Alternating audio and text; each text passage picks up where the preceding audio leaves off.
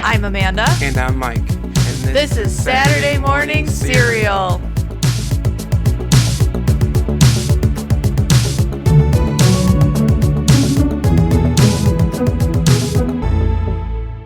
What's up, everyone, and welcome to another episode of Saturday Morning Cereal. I'm Amanda, here with Mike, and today we have an exciting review. We finally have the Fantastic Four out in theaters, and it's a movie we have been anticipating for a while, and it's a fan favorite with the comics. But before that, let's dive into some media news.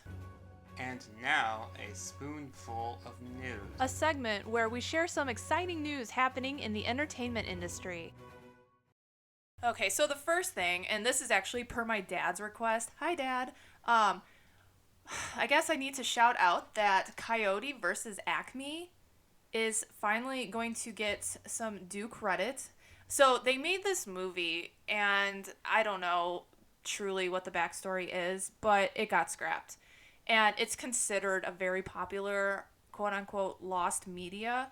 And there's a bunch of people that are like, release the film, and, you know, it's just one of those battles. But it looks like that the film is incoming. So, yeah, that's exciting. I'm probably going to accompany my dad to it. But, yeah, and then also, Happy Gilmore 2 is out. And I know my brother, he's been raving about it. So we're going to sit down and probably watch it, maybe discuss it in either a later blog or episode we can mention it. And gosh, Mike, you have a couple things too.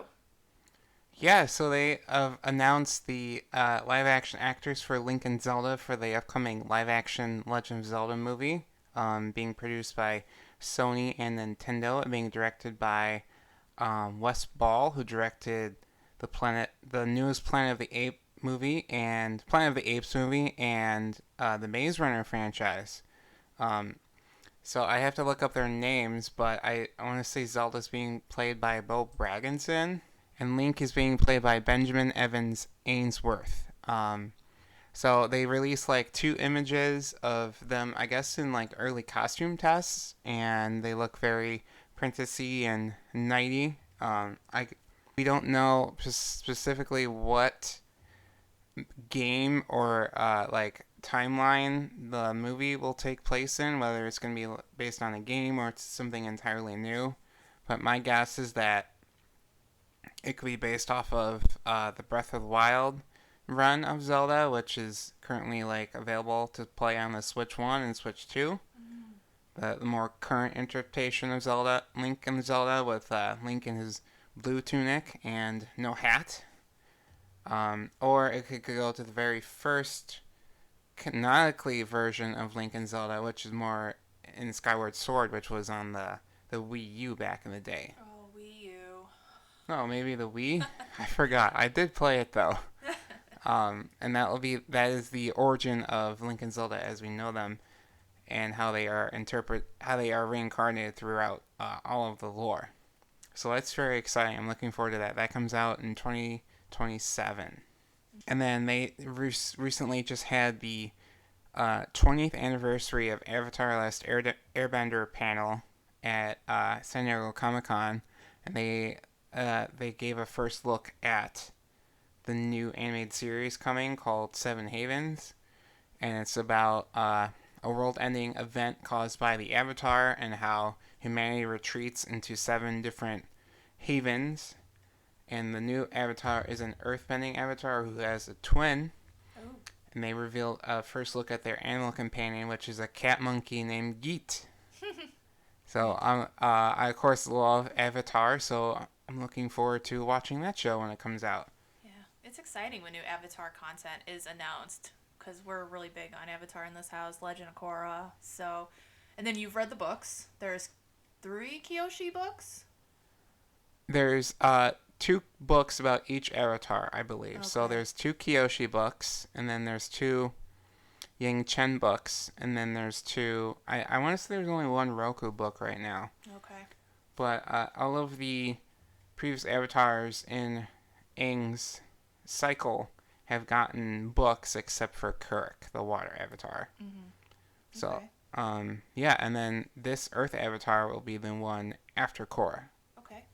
So, Yeah, we got a lot of anniversaries this year. 20th for Avatar, 50th for Jaws, like we discussed last episode, and then 30 years for Toy Story. And it was just announced that Toy Story, the first Toy Story, will be coming back into theaters in September for the 30th anniversary. I'm probably going to go see it for my birthday, and I'm excited because I think we're going to take my nephew. He's never been to a movie yet at a theater, so it's very exciting. Like, his first movie will be Toy Story, and then of course he'll come see Toy Story 5 with us next year. Yeah, and then one more thing, I just want to shout out that I didn't know this movie was even going to exist, but I think you and I are going to go see the Weapons movie that's coming out. That looks so good. Yeah, it's from the previous director of Barbarian, Mm-hmm. which is Which a really solid horror movie. it was a solid. You were uncomfortable, but that's what makes a good horror movie. It makes you That was the uncomfortable. point. That's the point it was going for. Yeah. Yeah. And I saw the preview for this movie before the Fantastic Four, and I turned to Mike. I'm like, we're seeing this. Yeah, it was the perfect movie trailer to put before a family-oriented superhero movie by Disney. Yeah, that's true. But I think we're overdue for a good horror film. I don't know about you. Yeah, Megan 2 wasn't what everyone expected, so. Yeah, so hopefully this one delivers. Set against the vibrant backdrop of a 1960s-inspired retro-futuristic world, Marvel Studios' The Fantastic Four: First Steps introduces Marvel's first family. Reed Richards as Mr. Fantastic, Sue Storm as Invisible Woman, Johnny Storm as Human Torch, and Ben Grimm as The Thing as they face their most daunting challenge yet. Forced to balance their roles as heroes with the strength of their family bond, they must defend Earth from a ravenous space god called Galactus and his enigmatic herald Silver Surfer. And if Galactus' plan to devour the entire planet and everyone on it weren't bad enough, it suddenly gets very personal. Fantastic Four: First Steps was directed by Matt Shakman and written by Josh Friedman, Eric Pearson, and Jeff Kaplan. It stars Pedro Pascal as Mr. Fantastic, aka Reed Richards, Vanessa Kirby as the Invisible Woman, aka Sue Storm, Eben Moss-Bachrach as the Thing/Ben Grimm, Joseph Quinn as the Human Torch, aka Johnny Storm, Julia Garner as Shala Ball, aka the Silver Surfer, Paul Walter Hauser as Harvey Elder, aka Mole Man, and Ralph Edison as Galactus. We'll talk about our experience with the Fantastic Four and then give our recommendation before we dive into spoiler discussion. So, Amanda, had you heard of the Fantastic Four before this movie? Did you know the characters, and have you seen any other adaptations? Okay, yes, I have heard of the Fantastic Four before because these are actually my dad's favorite comics. And I just knew of The Thing, just like word of mouth. I didn't really know who Mr. Fantastic was. I had no idea who Sue Storm was. And I had no idea who Johnny was. So, yeah, I had no idea. I just knew The Thing was the rock thing. I thought he looked like Korg from Thor. But yeah, I did know of the Fantastic Four. I didn't know, though, the stories or anything like that. I hadn't seen any adaptations. I went into this movie completely blind.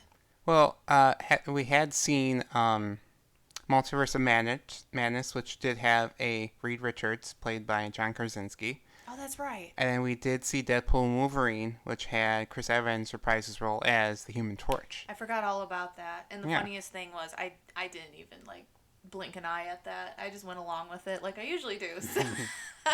Yeah. So, yeah, but, yeah, how about you? I had seen both previous Tim Story Fantastic Four movies in theaters. I saw them when they came out. I saw the first one with my family, and that was kind of a disappointment and really shot my family off from seeing superhero movies together. Mm-hmm. And then I saw the Rise of the Silver Surfer with a friend. And I had I'm not really overly familiar with the Fantastic Four. Like, I know of them. I know, their origin and everything. But there really wasn't a lot of exposure to them when I was growing up because it was just the Tim Story movie, and they really didn't have, a cartoon or anything. They weren't, featured in any, animated movies or video games necessarily. But I think the Human Torch was always on my Marvel Ultimate Alliance team, so I liked him. And, of course, I had always seen The Incredibles, so it's kind of almost the same thing. I turned to you after the movie and I'm like, what in The Incredibles did I just watch? And you were Yeah. like, you do know what came first, right? And I'm like, yeah, I know. But I personally have watched The Incredibles before getting acquainted with the Fantastic Four. So, but I did see a lot of parallels, which we probably will discuss later. Yeah, we'll discuss them later. So, without spoiling the movie, Mike, can you recommend it? And if so, does Fantastic Four First Steps require any Marvel homework? So yes and no. I watched this movie with a pretty open mind about whether it could be good or bad. I was just there along with the ride, and I had a really good time. I really enjoyed most of the movie. I can definitely recommend it. It doesn't require any Marvel homework. It's a very fresh first. It could be your first step into the Marvel universe because it's so fresh and it's not tied down or anything like that to previous storylines or previous characters. There's no like, oh, cameos of who's that, you know? Yeah. Um, so yeah, I definitely recommend it if you enjoy the better movies in the Marvel Cinematic Universe. Check it out. Yeah, I agree. I again didn't know anything about these characters, this story, these movies, but as someone who went into this pretty blind, I enjoyed it. I got it. I understood it. I understood the characters. I understood how they got to where they're at the moment. And I was telling Mike, I'm like, we're gonna take my dad next weekend to go see it with my mom, and I'm like, even my mom will probably enjoy it since she obviously probably doesn't. She's like me, doesn't know anything about it. So yeah, I do recommend it for anyone, really. Let's hop into our spoiler discussion. So spoiler warning. This story takes place not only in the past, but in another universe. In a cinematic universe with interconnected stories and characters, is this a strength or weakness? I honestly didn't even notice anything. It had a very Jetsons feel to it. It felt very futuristic, yet like the people, like the citizens, were very much, I would say, like maybe like a 1930s look to it, maybe older. But like their building and like the way they lived and their spaceship and stuff was very like Jetsons feel. Yeah, I don't know how else to describe it. But it is kind of refreshing that these guys are in their own universe. There's no Avengers. There's really nothing of yet. Nothing of knowing who's who. If someone were to make a cameo, you're not like lost if you don't know who that person is. So it is nice to go and see this film without having previous quote unquote Marvel homework to do before seeing this film. Yeah, I really enjoyed the fact that the movie was a period piece, because the 60s isn't really something we've seen a lot of in this universe, and we get to see this alternate universe where there is no Iron Man, there is no, Doctor Strange. Like, Reed Richards and the Fantastic Four are like the end-all be-all superheroes in this universe. As every threat that comes to the world is up to them to stop. Um, I really did enjoy the more like future, the more, what is that, the human mover, like that big globe in Epcot, what's that called? Oh, the Spaceship Earth. Spaceship Earth. Yeah, Yeah. like the whole movie was like a Spaceship Earth, Yeah. like Epcot style world. Like, this is the world of tomorrow, that they imagined would be like back in Disney's day. I think it was a great strength that the movie wasn't interconnected, and it was kind of like, a fresh entry point for people, and they can watch this movie and they can go into Avengers Doomsday, and the characters that they can follow throughout the narrative and will have a huge impact on the plot will be the Fantastic Four, and they can just go, well, I really didn't know too many of those other characters, but I knew who the Fantastic Four were, and that got me through the movie. I understood enough to know what was going on, so hopefully that's the case. I can't wait for Thor to meet these guys. He's gonna immediately think they're aliens, like the Guardians. Who the hell are you? So, Mike, you love The Incredibles, and I know it's your favorite Pixar film. That's like your hook of asking me out on a first date back in the day. But how does the Fantastic Four characters compare to The Incredibles? Well, they're pretty much one-to-one parallels. For sure. You can see a lot of Mr. Incredible in The Thing, where he's this strong, stoic leader who has super strength. And of course, the Mr. Fantastic is very much like Elastigirl, in where they are always stretching and malleable like that. And the Human Torch really doesn't have a one-to-one like his counterparts, but Dash and the Human Torch are kind of alike, where they're both kind of like, a little bit arrogant, a little cocky, a little bit competitive. And then Violet, of course, is a one that really just the Invisible Woman with the force fields and the invisibility. But the cool thing about these characters is it's not like, Spider-Man got bit by a radioactive spider and it was like part of his personality was like he was always hiding in corners or setting traps or scurrying around on the floor in the dark. It's like these characters' powers amplify their personality. Like Reed Richards is always trying to do everything all at once, and he's in all sorts of different places, so his power is to stretch. And then the Thing is always this stoic, strong guy that is protective of everyone, and he gets super strength and he's invulnerable. And then the Invisible Woman, sometimes the mom of the house is sometimes overlooked and can't be seen. And they feel invisible, like, who considers me and my needs, like, stuff like that. And she has the ability to turn invisible and make force fields. And then the Human Torch is this hot-headed character who's also kind of like Dash, and the Dash is a hyperactive child, and children are always running around all over the place, so you give them super speed. So a lot of cool parallels between these two sets of characters. Yeah, and I also like at the beginning of the movie with the underground villain, I'm like, what in the Underminer is this? Like, they even have an Underminer in this movie. And also, the whole thing about the baby, they don't know what power the baby possesses, just like Jack. I mean, we later find out Jack's powers, but the baby, I mean, it's all around, like, what's he going to be? What's he going to turn into? And so that's another thing I found. So let's talk about these wonderful, fantastic characters. Did you have a favorite member of the Fantastic Four? I did. I really enjoyed Sue Storm, and I'm going to tell you why. Normally, this is such like a female thing, and it's disgusting as a woman because the older movies back in the day, I felt like really very much over-sexualized and exaggerated the point of a female superhero like Wonder Woman, and just like even like the older Fantastic Four movies, I just felt like she just had to be. I know we watched some clips last night of it. Like these so-called quote-unquote female superheroes, they're blonde, they're pretty, or they have like revealing suits, and they're just meant to be eye candy for men. I have noticed though over the years, Marvel has taken that narrative and flipped it over to not emphasize that, especially with like Black Widow and Wanda. And I very much enjoy these female superheroes because of who they are. And it's not like this, the sexual themes. Like no one's looking at, or it's not overemphasized, like their butt or how they look in a suit. I know like with Scarlett Johansson, the audience, like there are males out there that are like, oh, she's so hot in her like, suit.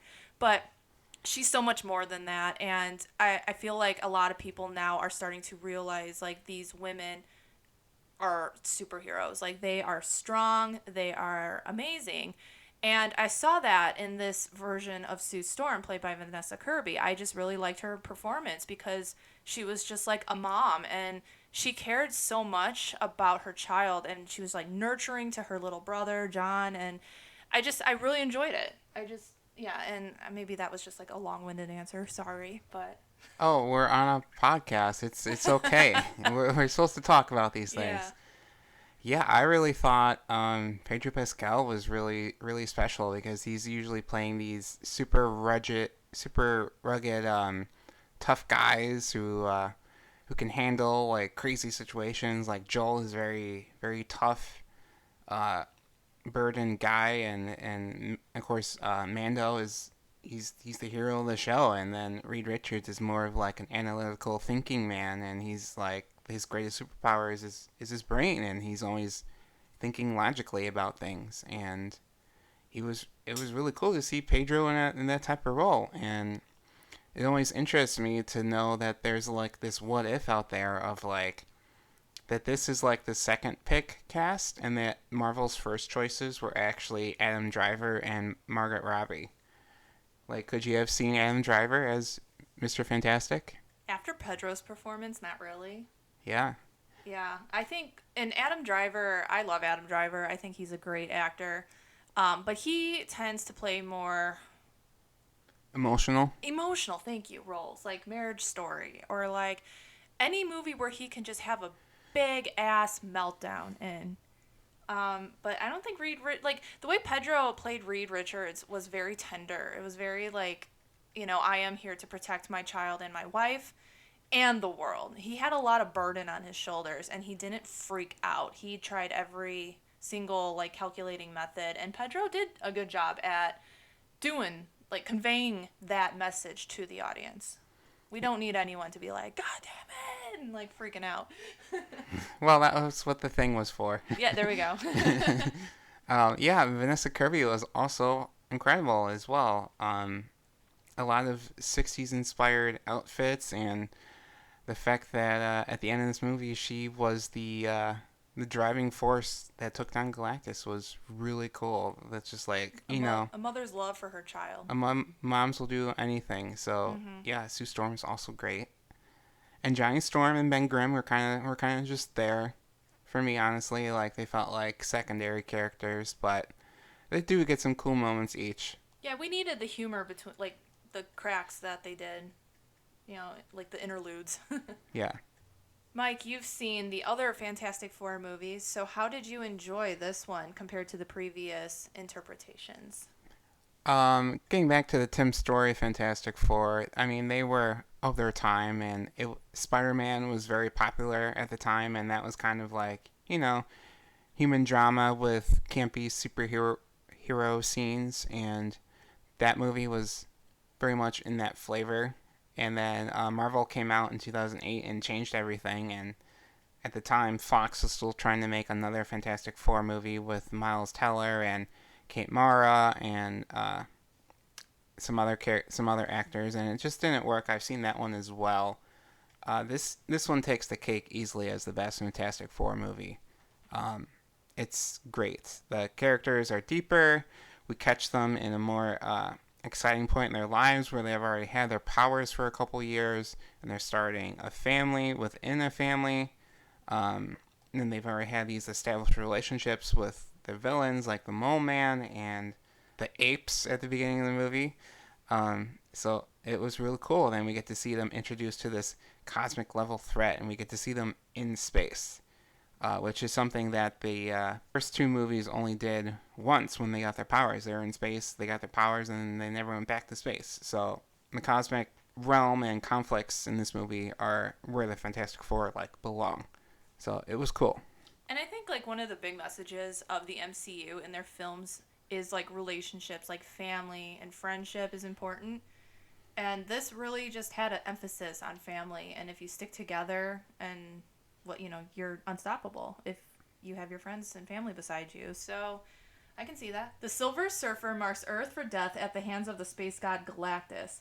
So Mike, did you feel empathetic towards the Silver Surfer given her backstory, and did you find Galactus as a real threat? Oh, Galactus was really scary. He was huge. You know how much I love kaiju. I used to watch Power Rangers back in the day, and I would rank the Japanese Godzilla movies all the time. So I love a big, giant villain.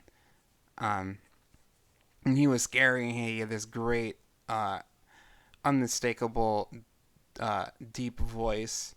And he was so smart and analytic, and he was kind of always about one step ahead of the Fantastic Four. So he was really cool. What I find interesting about Shia LaBeouf and the Silver Surfer is how she made the choice that the Fantastic Four were considering in this movie. Like, she had given herself up to Galactus, and it had spared her planet. And the Fantastic Four were in a similar boat where they could give up their child for Galactus and have their plan spared. So I thought that was a cool parallel between the Fantastic Four and the Silver Surfer, and I thought she was so cool the way she was flying around on her surfboard and phasing through things, and how she matched the all of the Fantastic Four like beat to beat with their powers. And I thought it was so cool how the actress approached it. She said that she read a lot of like T.S. Eliot and a lot of poetry beforehand, and that she kind of wanted to establish like the Silver Surfer as this like highly intellectual, robotic, but graceful person. So I thought she was a cool character. Mm-hmm. I thought they were just okay, honestly. I felt like they were villains that we might have seen before, like someone working on behalf of a bigger threat. Galactus was pretty scary. Gave me what's his face from Ragnarok vibes. Surtur? Yeah. Yeah, I don't know. I just we'll go like when we talk about here in the future questions here. I felt like it was random and there was really no motive and no reason for them to pick the baby. They didn't give us anything of why the baby was a target. So I was a little confused and I just wasn't following that whole part. Oh, I'm sorry. um, well, Mr. Fantastic and Sue Storm had both been altered by cosmic rays. Right. And they had that in their genes. And then they made their child, and their child had that same gene in him, and he was masking his true power the from his parents, and that's why Reed couldn't pick up on anything on him. And he's kind of like a celestial, all-powerful being, like the Silver Surfer, or like Wanda, or someone along that level of like so powerful. Yeah. And he's also very intelligent. And at the end credit scene, you see that he's reading like Darwin. Yeah. And he's very scientifically minded. And in the comics, Franklin Richards and Galactus, they merge into one being, and they kind of like to try to survive like the end of the universe. And so Franklin is like a very powerful person. So Galactus was looking for someone to stop his hunger, stop his curse, and he knew that it was Reed and Sue's child. So I'm sorry if that wasn't clear. But yeah, that part, like the whole villain's motivation, that you could get lost on someone like myself. Yeah. So Amanda, did you have a favorite scene in this movie? I did, and I love a good sibling relationship. Some of my favorite like character moments and stuff are between siblings. I really liked Sue's and Johnny's like just interactions, the scenes they were in together, and just her like treating him like her typical little brother. I really enjoyed the scene where they got to Galactus' spaceship, and then they kind of like, no deal, and then they left, and the Silver Surfer was chasing them, and they were going through like hyperspace. Oh yeah. And the Silver Surfer was coming after them and getting into the ship, and Sue was in labor, and Ben was flying the ship. Reed was trying to navigate the ship, and then he was trying to comfort his wife while she was in labor, and then Johnny was tasked with trying to shoot the Silver Surfer down, and he's like, but she's kind of cute. And Sue was just like, kill her, she's after your nephew. Yeah. Yeah. And that scene was so cool, the way that all the powers and abilities of each character were portrayed, and of course it was all done in zero gravity too, which is so cool. Like Reed kind of like had to like wedge himself up against the ceiling of the ship and then the table so that Sue could push the baby out. That was so cool. I really did enjoy that scene, and I really did enjoy the Incredibles-esque montage at the beginning, kind of glossing over their origin, showing like the news footage, as you put it, like them before they went up into space, and the super montage of them fighting villains and everything, and the snappy editing in that was really cool. Yeah, I definitely wouldn't say I had like a scene that I didn't like, but overall strong scenes. So can you explain to our audience what happens in the 2 post-credit scenes? So the last post-credit scene is just a cartoon of an in-universe cartoon of the Fantastic Four, and throughout the movie it's referenced that Ben Grimm keeps on saying it's Clobberin time in the cartoon, and it's not something he says in real life, but they kind of make it a joke in the movie. But the first post-credit scene, we see Sue alone in the Baxter building watching her son, Franklin, and she leaves to go get a book, and she comes back, and there's a mysterious cloaked figure holding her baby, and it ends right there. So what we're seeing is Dr. Doom has come and broken into the Baxter building, and he is holding Franklin Richards. And as we know from everything out about Avengers Doomsday is that it will center on Dr. Doom and his plan to do whatever he's going to do. And we know that it will eventually end in Secret Wars, which is the collision of the multiverse and the, what do they call it in Loki? The TVA? The TVA, yeah. It's going to be an incursion of different realities where they'll have to fight for superiority like was referenced in the TVA. So Dr. Doom is coming into this universe if he's not from this universe, and he's taking Franklin with him to go do something terrible. So we know that the Fantastic Four come to our universe looking for Franklin and Dr. Doom. And we saw that at the end of Thunderbolts. And the question I had when I was watching this was that the only power that Franklin had displayed was he was able to bring his mom back from the dead. So who would Dr. Doom want to bring back from the dead?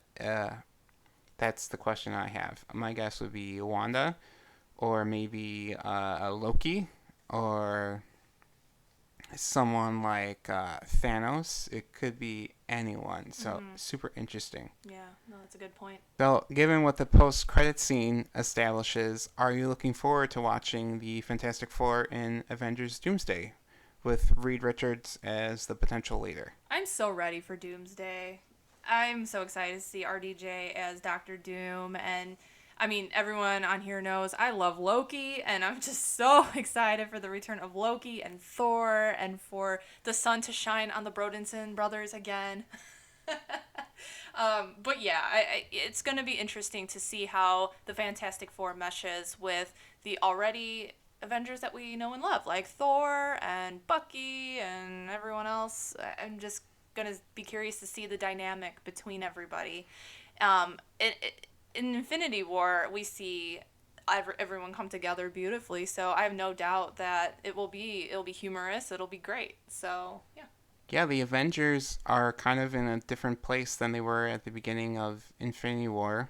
Infinity War took place after Civil War, where this superhero group fractured and the Avengers broke up, like the Beatles, as Hulk puts it. And now the Avengers are in a different place where they've been torn down entirely, and there's no group of Avengers, and the only Avengers there are the new Avengers, which is the Thunderbolts.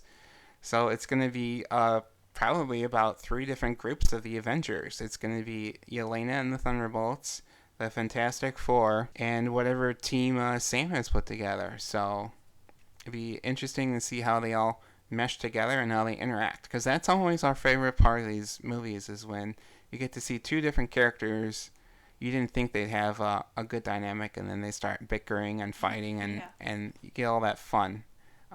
Like we always talk about how we love Matt and Jessica from The Defenders. Yes. Or how we love that recurring joke about Bucky taking prosthetic limbs. Yep. No, not Rocket taking prosthetic limbs, and he's probably the biggest laugh in Infinity War was when Rocket was like, "I want to get that arm." Yeah. Yeah, I think Reed is definitely a great person to lead the Avengers, but he isn't necessarily the most emotional, empathetic person. So we'll see how that comes into play, because that was Cap's whole ideology, is that he was empathetic and he thought of others, and Reed kind of might only be thinking of himself and his home universe and when he comes here. So we'll see what kind of plans he has. So, Mike, would you like to see a Fantastic Four sequel? Be honest with you, I don't think so. I mean, they're coming in the our universe. I think they're gonna stick around. I'm not really interested in the Fantastic Four outside of that retro '60s universe, because that was so full of. It was a different energy and a different beat, and it was so different from what we got previously in the Marvel Universe and from different interpretations of the Fantastic Four, and then take them out of that and put them in our universe for their own movie, I don't think I'd be a fan of. But if they did, however, go back to their home universe and had more adventures, I think that'd be pretty cool. Yeah, I agree. I don't think a sequel is needed. I think the quote unquote sequel will be Avengers Doomsday for Fantastic Four. And we might get some little things here and there, maybe like cameos or something, but I can't really see a sequel. I mean, I kind of feel like Marvel will, just for the sake of it, drop a sequel in the future. What? I don't know. But I just think, yeah, like right now, the quote unquote sequel is for Doomsday. Like they're around to help with Doctor Doom, and yeah. I want to say that it's probably very likely we will get a sequel because I don't think we're going to get a Cap 5 anytime soon, or we're going to get a new Avengers 2 or Thunderbolts Yeah. 2 because those movies, they weren't hits, and Fantastic Four is already has a pretty solid box office. I think it's at like at 118 million, 120 million or so. And the thing is, though, too, with the Fantastic Four, is boomers are very nostalgic for them. Like my dad, he like will go in and out of watching the MCU films, but he's not like needing to see this. But like the Fantastic Four, these are his guys. Like these are his comics, his childhood, his superheroes that he loves. So I think there's a lot more of my dads out there that do love the Fantastic Four. And if you haven't seen the Marvel, like the previous Marvel stuff, they will be going to see the Fantastic Four. And with that, I think that will just propel the popularity of these characters even further. Marvel will see the success of the box office and just these characters in general in the movies. And they'll be like, yeah, it's time to make another movie to, either for the fans or for the money or D, all the above. So, yeah. So we've had in the previous 2 years, I want to say, we've had Deadpool, Wolverine, Cap 4, Thunderbolts, and now Fantastic Four. Mm-hmm. Would you say Marvel's kind of out of their slump? I don't know, because Thunderbolts wasn't as well received as I feel like they thought it was going to be. I enjoyed Thunderbolts, but it wasn't something to write home to. I think Fantastic Four, I mean, I thought this movie was just like okay in the grand scheme of things. I enjoyed it. I was very much amused. I was, it wasn't though. It didn't have that hook on me like Superman did last week. I wasn't glued. I wasn't talking about it like a lot after seeing the film. It was just kind of like you go, you watch it, you're like, oh, that was a good movie, and then you move on with your life. That just personally, that's what I feel like this movie is. But to some people, I mean, they're gonna love it and or hate it. I don't know. I think maybe this was a good one that Marvel did put out, and hopefully this, and with the anticipation of Doomsday, is that hook that will draw the audience back in after their slump. Yeah, I think their slump, they're on the tail end of their slump, and either they're out of it or they're at the very end of it, because, this was a solid movie. I wouldn't say it's the greatest superhero movie or maybe even in my top 5 of MCU movies, but it was a solid movie. Mm-hmm. So, Amanda, did you have any negatives with this movie? Like I said earlier, I wasn't clear about the villain, who the Silver Surfer was, or like Galactus, or his motivation for the baby. I did understand because, and I mean, I have seen The Incredibles and I love The Incredibles, that when two superheroes make a baby, the baby's going to be very freaking powerful. So I understood maybe he possesses powers that, Galactus just wants and the parents don't understand yet. But it wasn't clear why. I still just don't understand the why. I understand it's maybe, like, okay, correct me if I'm wrong. So Galactus is a quote-unquote planet eater because he was, like, condemned to that kind of life. But he sees this baby as salvation to end his quote-unquote, like, hunger, slavery. I don't know. But that's how I interpret it as. And I'm just like, why? How did you get there? Why do you need the baby? What kind of power does this baby have to, quote unquote, make you free?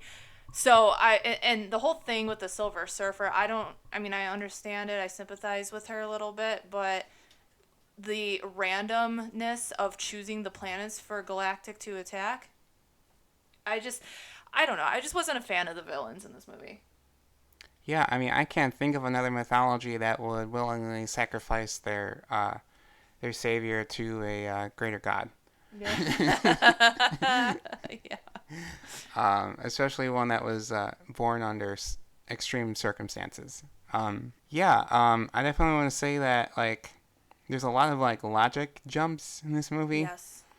like how the fact like they went from that teleporting that egg to just teleporting the whole planet. And they didn't show retesting like humans or bigger structures, and they're just like egg planet. Or how when Johnny Storm had his whole monologue with Shia LaBeouf about her backstory, and he somehow tapped into the Times Square televisions and Oh was yeah, broadcasting that was that. random. That was kind of big and logical. That was a big like, how do you do that?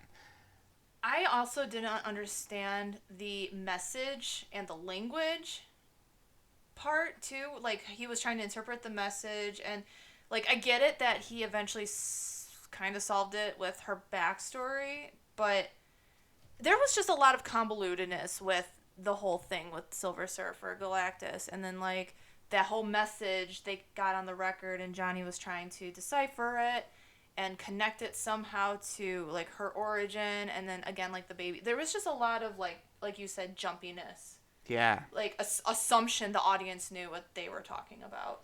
Yeah, I think they were trying to say that the previous because throughout the movie, Reed picks up these different broadcasts from space, and it's supposed to be broadcasts from planets that Galactus was devouring, and they were asking for help. And the one that came the longest was from Shia LaBeouf's planet, which is how Johnny figured out that's where she was from, and that he was using that language that she said to him as like a Rosetta Stone to solve all of the rest of her message, and he knew how to speak to her. So that was kind of like a what moment. Also, when the whole planet was getting together and like collectively conserving power, and then they'd be like, "We gotta turn off our lights after 8," and then they would go into the Baxter Building and all the lights would be on. Like, does Reed have a backup generator? So yeah, just some big logic moments for me, but I really enjoyed the. Yeah, we'll get to the positives, but I also would have liked to see more of the Thing. yeah, I would like to see more of the Thing and more of Johnny. He didn't really do a lot of action. Yeah. Yeah. And he only did one type of action, which was punching, Smash. Yeah, smashing, thing smash. Yep. So yeah, what are some positives, Mike? I think the biggest positive of this movie is the family dynamic. I think the very last scene of them trying to put in a baby seat in their car was very relatable, and because they're notoriously difficult, I thought that, of course, the retro 60s set design and costumes and makeup were all really solid. The chemistry of the cast, too, they really did feel like a family. I know that they had rehearsals and they had shot, they shot their rehearsals, and that's what we're watching in the pre-flight, pre-space trip newsreel. Oh, cool. They shot that, and then they showed it at Comic-Con before they even began principal photography, so that was really cool. Also, the effects are pretty solid, and like I said, that sequence in space with Silver Surfer chasing them was really cool, and was cool. really well directed, really well paced. Yeah, the pacing in this movie was really strong. It was just, I mean, it could have been about 5 or 10 minutes longer, but it was a really solid paced movie.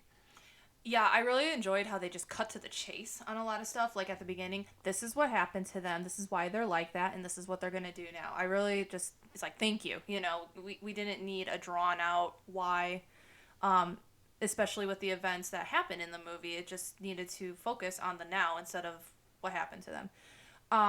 Yeah, I enjoyed the sets a lot. I really enjoyed that like futuristic, again, Jetsons feel. And their rocket ship was really cool and designed really well. I really liked Sue Storm's look as well. Like all her outfits she had were great. But yeah, and again, the family dynamic was just so nice. I loved the sibling relationships. I loved the relationship between Reed and Sue, and then like you had the best friend relationship between Reed and The Thing. Yeah, it was just, I like a good family movie. So I got a crazy question for you, Amanda. It's going to combine two of your fandoms. Oh, boy. So there's another group that we love that has a brother and sister dynamic, and then a friend who hangs out who's kind of big and muscular, and they also have a looming, scheming character in there, and then more of a simpler guy in it. You know who I'm talking about? We just watched it last night. Talking about the gang. Always Sunny in Philadelphia? Yes. Oh, So Matt Shackman yeah. is a pretty notorious director on that show. That's why his name, I was trying to figure out why this director's name was like, I feel like I just watched something with his name in it. And It's Always Sunny. That's one of our favorite shows ever. And he did direct WandaVision. He directed all 7 episodes of WandaVision. One of your other favorites. Gracious. So if you were to give the Fantastic Four's powers to the gang, who would you give to and why? Oh my gosh. Dee, I would probably make her light on fire because she gets so rambunctious that I can just see her just light up in like a flame. I would definitely give Dennis the stretch. I would give Charlie the Thing powers. Okay. Yeah. I don't know what I would give Danny DeVito because he's got to be Dr. Doom, right? He's Danny DeVito. Yeah, he's got a very Tony Stark, Dr. Doom thing to him. Maybe the Mole Man? Yeah. Oh, yeah, the Wonder Miner. Yeah. But I can definitely see Dee catch on fire. And then I guess you'd have to make Mac the Invisible Man then. Yep. Yeah. Because I feel like Mac does get overlooked a lot. Because he's always hiding, too. Exactly. He was in the closet for a long time. Yeah. Definitely. He could definitely create like a force field to really piss off Dennis, too. I would definitely have to give... I want to go pretty traditional. I want to give the Human Torch powers to Dennis because I think his rage would just really be funny with the flames. And then, of course, his sister would have to be Dee with the invisibility power. So that's canon there. Max got to be the Thing because he's the big tough guy of the group. Yeah. And then I guess that leaves Charlie with the stretching powers. Yeah, I can see it. I can see that too. He'd probably just use it to stalk the waitress. See, I just feel like Dennis has this very like Reed Richards. He tries to be like Reed Richards because he thinks he's the mastermind of the group. He's wrong, but yeah, it's really Charlie. Charlie, yeah. And then I guess Danny DeVito's character Frank Reynolds would have to be Dr. Doom. Yeah, I can see that. He's the scheming guy. Yeah. Yeah. That will do it for another episode of Saturday Morning Serial Podcast. We hope you had a fantastic time listening. If you are still listening at this point, please leave us a review on whatever app you're listening to and engage with us on our socials. Yeah, if you're on our socials, give us a like or comment on our posts and engage with us, discuss with us. We'll get back to you pretty promptly. So please have a wonderful rest of your time, and we'll talk to you later. And that wraps it up for this episode of Saturday Morning Serial Podcast. And make sure you subscribe wherever you listen to your podcast to not miss a new episode, and follow us on our socials. Links are all found on our website. We'll talk to you guys next time.